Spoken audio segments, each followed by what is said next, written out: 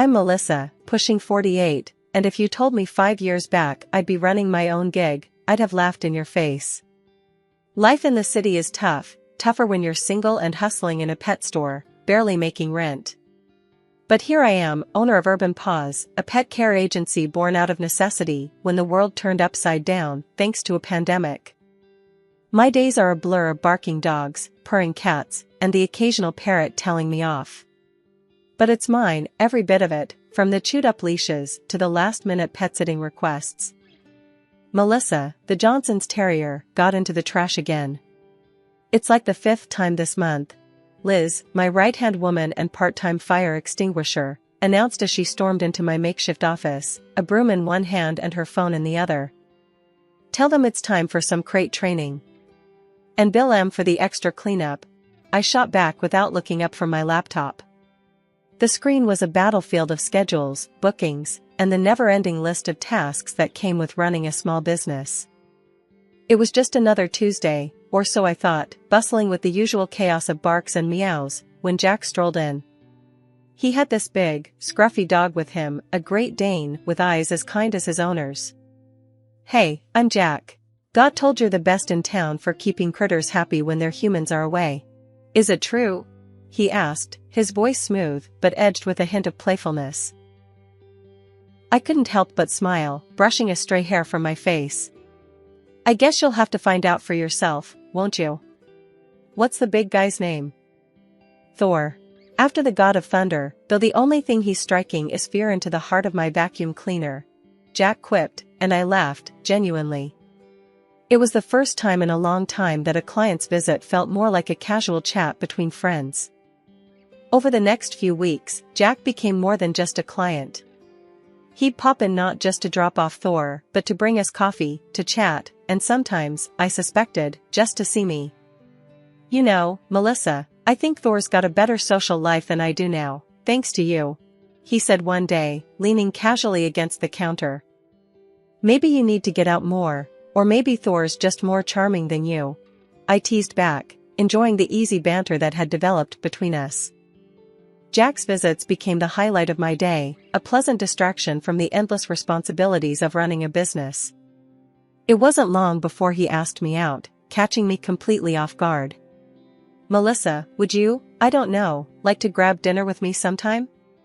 Not as Thor's human, but just as, well, you and me? I remember blinking at him, surprised, my heart racing for reasons I couldn't quite understand. Are you asking me out on a date, Jack? Yeah, I guess I am. What do you say? It was all so unexpected. My life had been about work, about surviving and making it on my own. Yet, here was Jack, looking at me with those hopeful eyes, and all I could think was, why not? Sure, why not? Let's do dinner. That dinner was the first of many, the beginning of something neither of us fully understood but were eager to explore. Jack was different from anyone I'd ever known. He was kind, sure, but there was a toughness to him, a resilience that resonated with my own. We talked about everything and nothing, from our dreams to our pasts, and everything in between. A year later, when Jack asked me to marry him, it didn't come as a shock. It felt right, like the next step in our journey together. I said yes without hesitation, excited for what the future held for us. I never thought I'd find someone like you, Melissa. You've changed my life in the best possible way, Jack said, his voice thick with emotion. And you've given me a reason to believe in love again, Jack. I can't wait to see where this adventure takes us, I replied, my heart full. Our engagement was a testament to the unexpected twists life can throw at you. From the moment Jack and Thor walked into my life, everything changed. I found love, companionship, and a sense of belonging I hadn't realized I was missing. Jack's parents, an amazingly kind and sweet married couple, accepted me as their own daughter. We sometimes came to visit them. I helped Jack's mother set the table, while Jack and his father discussed another basketball game. It was real, you know? Life's funny, you know? One day you're floating on cloud 9, everything's peachy, and then boom, it all starts to crumble. That's exactly what happened with Jack and me. It all started so subtle, I barely noticed. But let me backtrack a bit and give you the full picture. I was knee-deep in paperwork at the agency when Jack started mentioning he felt off. At first, it was just the odd sniffle here and there, nothing to write home about. But then, it escalated. Colds, backaches, you name it. I figured we all hit a rough patch health-wise, but Jack, he took it to another level. One evening, I came home later than usual, the pet agency was buzzing, and I was juggling a million things at once. Jack was sprawled on the couch, looking miserable. "Babe, I'm feeling crappy again," he groaned as I dropped my keys on the counter. I sighed, hanging up my coat. "You've been saying that a lot. Maybe it's time to see a doctor? Or we could try switching up our diet, get you on some vitamins?" Jack's response was a scoff. "Oh, great, Melissa. That's just great. You think a few veggies and some pills are gonna fix everything? You just don't get it, do you?" I was taken aback. "Jack, I'm just trying to help. I'm no doctor, but sitting around moping isn't going to do much. You've gotta at least try." That set him off.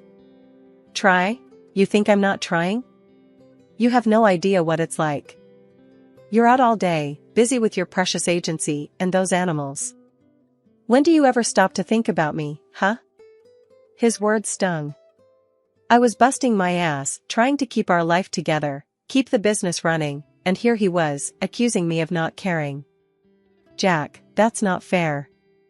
I'm working to support us, to build something. And I do worry about you, all the damn time." But talking to Jack was like talking to a brick wall. He just wouldn't budge. "Whatever, Melissa. Just leave me alone." So, I did. I retreated to our bedroom, feeling a mix of anger and helplessness. This wasn't the man I married. Where did that caring, understanding guy go? It felt like I was living with a stranger. The next few weeks were more of the same. Jack's health complaints became a daily soundtrack, and any suggestion I made was shot down. He was convinced that the world was against him, and I was the conductor. Our arguments became more frequent, more heated. It felt like we were speaking different languages. I suggested exercise, he accused me of being insensitive. I mentioned healthy eating, and he'd snap about me not understanding his pain. Frustrated with our nowhere conversations, I finally put my foot down. "Look, Jack, this isn't working. You need to see a doctor, get some real advice. Not just guesswork and internet crap." Jack was resistant, but exhausted. "Fine, Melissa. I'm tired, okay? Maybe it is just needing rest. But I'll go, for your peace of mind." So, 2 weeks later, I dragged him to the clinic, despite his reluctance. He went through all the checks, an MRI, the whole 9 yards. When we sat across from the doctor, awaiting the verdict, I held my breath. The doctor's words were a punch in the gut, but not the kind I expected. "There's nothing seriously wrong. A slight inflammation of a nerve, but with proper care and some physical therapy, you should be fine. You can work." I sighed, a mix of relief and frustration. "See, Jack? It's not as bad as you thought. We can work on this, get you back on your feet." But Jack, he wasn't having any of it. His face twisted in anger. "So, that's it, huh? You're happy now? You think I'm faking it? You just want me out of the house, working myself to death. You don't care about me, Melissa. You're heartless. All you care about is your damn money and business." I was floored. Here I was, trying to find a solution, and he was accusing me of the worst. "Jack, that's not fair. I'm trying to help. I want you healthy, not this. I care about us." But he wouldn't listen, wrapped up in his own narrative of neglect and accusations. And there I was, standing at a crossroads, wondering how love had turned into a battleground of wills. Life at home had become a marathon, one I hadn't signed up for, but was running every day. Work at the agency kept me chained till late, juggling clients and pet emergencies like a circus act. By the time I got home, the real work began. Jack's dog, Thor, needed walking, a task Jack conveniently forgot existed. So, I'd trudge through the neighborhood, leash in hand, trying to decompress from the day. Once back, the kitchen called my name. Cooking wasn't just about feeding us, it was my moment of zen. But with Jack planted on the couch, my zen often turned into a simmering pot of resentment. The apartment didn't clean itself either. While I scrubbed and sorted, Jack became part of the furniture, an immovable object glued to whatever screen caught his fancy. One night, as I balanced cleaning up after dinner with a mental list of tasks for the next day, I snapped. Jack, can you at least help out with the dishes? Or anything, really? My voice, usually calm, carried a sharp edge. He glanced up, the glow from the TV painting shadows on his face. Melissa, you know this stuff is your domain. I'm just not cut out for it. Cut out for it? It's dishes, Jack, not rocket science. We both live here. We should both contribute. The words tumbled out, fueled by exhaustion and frustration. He shrugged, a gesture that fanned the flames. That's a woman's job, Mel. My mom never had my dad lift a finger around the house. I stared at him, incredulous. The argument spiraled into familiar territory, me advocating for partnership, him retreating into outdated ideals. It was a merry-go-round of frustration, going nowhere. A month into this domestic deadlock, Jack dropped a bombshell. I'm not feeling well, Mel. Think I need to quit my job. Find something remote. His declaration hung between us, another layer of tension. Trying to keep the peace, I offered a solution. Why don't you work with me at the agency? There's plenty you can do from home. Handling applications, overseeing the staff remotely, managing payments. It could be good for you. His reaction was like I'd suggested he jump off a bridge. Feel sorry for me? Is that it? You think offering me a job is going to fix things? His voice was a mix of anger and something else, disappointment, maybe. No, Jack, I'm trying to help. We need 2 incomes, and this way, you can work at your own pace. It's not about pity, it's about practicality. My attempt at reason fell on deaf ears. By the time we hit what I'd call the breaking point, things between Jack and me were frostier than a freezer. I'm not one for drama, but living with Jack had become like walking on eggshells, covered in barbed wire. One day, I'm elbow-deep in work, scheduling appointments, and dealing with a no-show employee, when Jack calls me. He's at home, as usual, and his voice is dripping with that tone, you know, the one that says he's about to make your day even longer. Melissa, we're out of those organic chips I like. And grab some of that craft beer on your way back, would ya? He says, like he's doing me a favor by giving me errands. I press the phone against my ear, trying not to let the irritation seep into my voice. Jack, I'm swamped. Can't it wait? Or maybe you could pick them up. Silence. Then, you know I'm not feeling great, Melissa. Why do you always have to make things so difficult? Difficult, right. Because asking him to get off the couch is akin to asking him to climb Everest. I bite back a snarky retort and agree, because it's easier than arguing. By the time I get home, arms laden with groceries, including his precious chips and beer, the house looks like a cyclone hit it. Dishes piled up, laundry spilling out of the basket, Thor rushing for a walk, and there's Jack, planted on the couch, glued to the TV. I lose it. Jack, seriously? You couldn't have done some of this while I was out? He turns, eyes narrow. What's your problem, Melissa? I told you, I'm not feeling well. I'm standing there, groceries still in my hands, and I just start laughing. It's that, or cry. Not feeling well? Jack, the doctor said you're fine. This is just laziness. He stands up then, face red. You don't believe me? You think I'm lying about my pain? It's not about believing you, Jack. It's about trying, doing something. Anything. I'm practically pleading now, but he's having none of it. I didn't tell Jack's parents anything, for fear of upsetting them. We visited them occasionally, and they came to us with return visits. The issue of Jack's health was never raised during our conversations. It was surprising, because he loved to tell everyone about his well-being. But I didn't have time to think about it. Months dragged on, each day blending into the next with a sameness that was suffocating.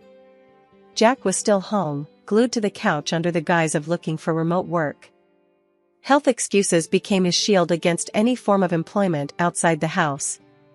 It was like living with a ghost who occasionally raided the fridge or flicked through channels. Then, out of the blue, he comes up with this grand plan. "Babe, Mom's birthday's coming up. I booked a table at Chez Fancy. You'll cover it, right?" His nonchalance about dropping a bomb like that was astounding.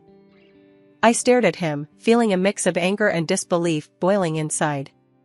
"Cover it? Jack, are you out of your mind? You've not lifted a finger to contribute, and now you want me to shell out for an expensive dinner?" He looked taken aback, as if the thought that I would object was alien to him. "Come on, Melissa. It's for my mom. Don't you want to help make it special?" That was the last straw. Making it special doesn't mean throwing money at it, especially money you didn't earn. If you want to do something for your mom, how about you actually put in some effort? Cook her dinner. Invite her over. Show her you care without spending money we don't have. To my surprise, he caved. All right, I'll cook.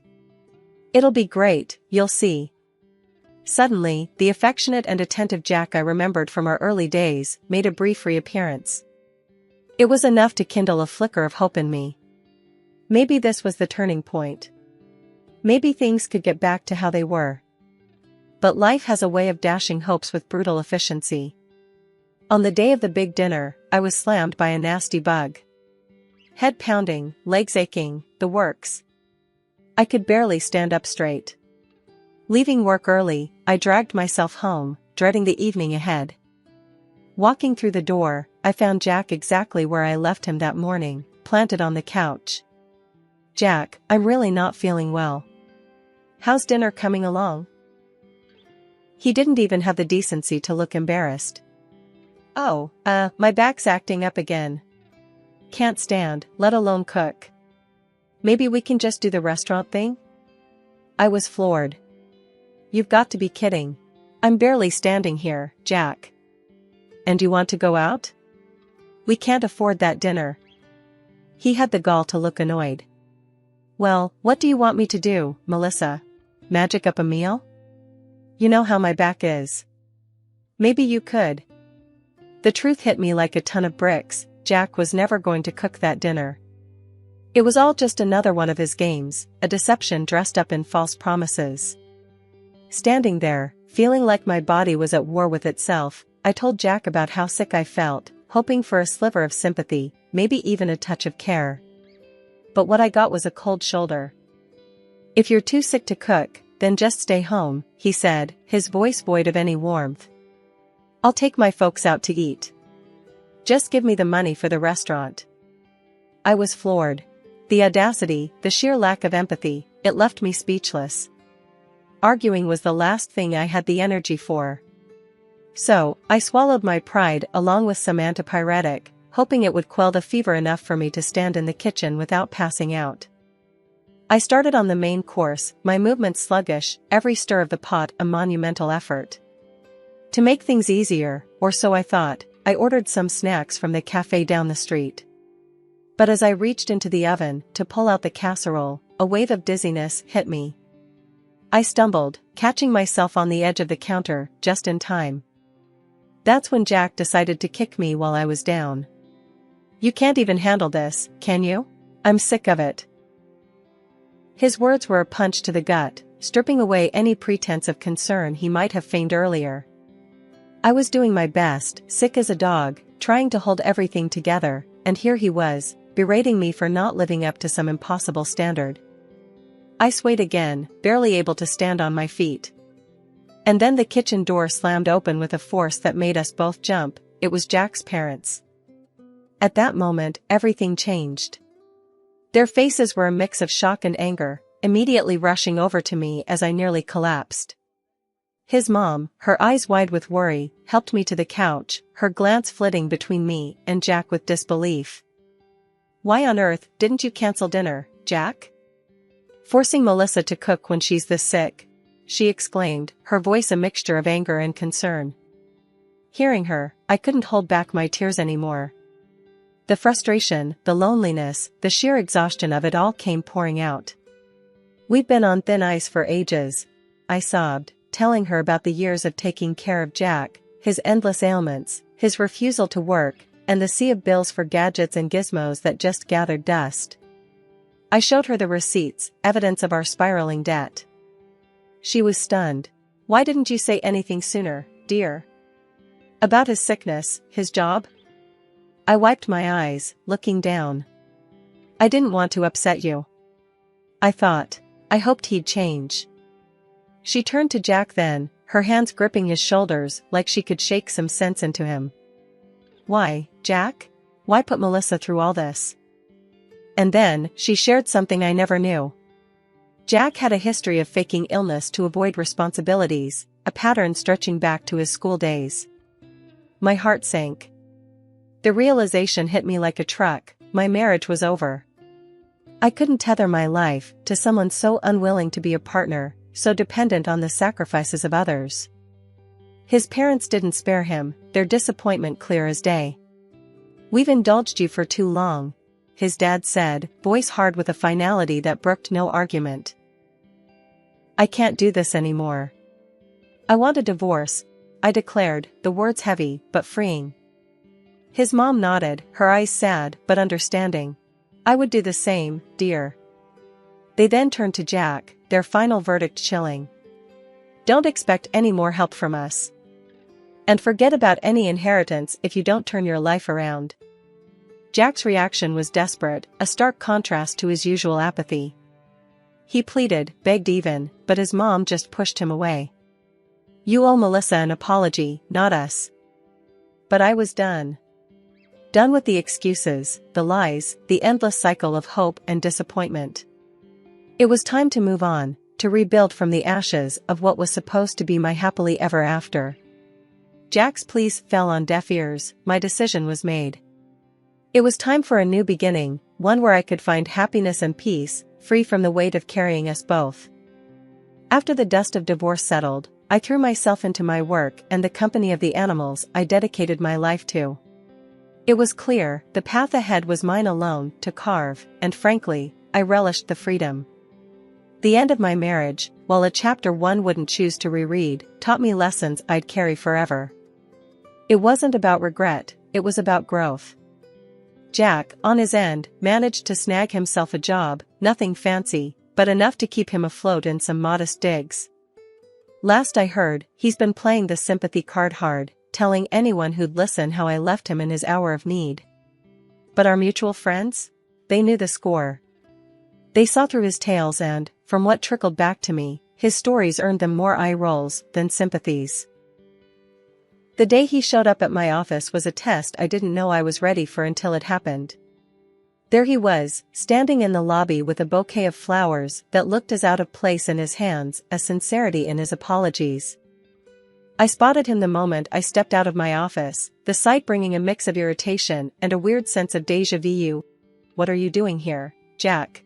I asked, not bothering to mask the edge in my voice. He shuffled, looking everywhere but at me. I wanted to say I'm sorry, Melissa. I've changed. I was hoping we could." "Stop." I cut him off, holding up a hand. "Just stop, Jack. You haven't changed. You're just sorry you're on your own now." He tried to interject, the flowers extended towards me like a peace offering. But I was done accepting anything from him. "Save it, Jack. I'm not the person you left behind anymore. I've moved on. It's time you did the same." "But Melissa." "No. This is my place of work, my sanctuary. You don't get to waltz in here with a bouquet and expect everything to be all right." I stepped closer, my voice firm. "You need to leave, now." He looked like he might argue, but something in my stance must have told him it would be futile. with a final, lingering look, he turned and left, the door closing quietly behind him. Watching him go, I felt a wave of relief wash over me. It was confirmation, a sign that the life I was building was mine and mine alone, free from the shadows of a past that no longer had any hold on me.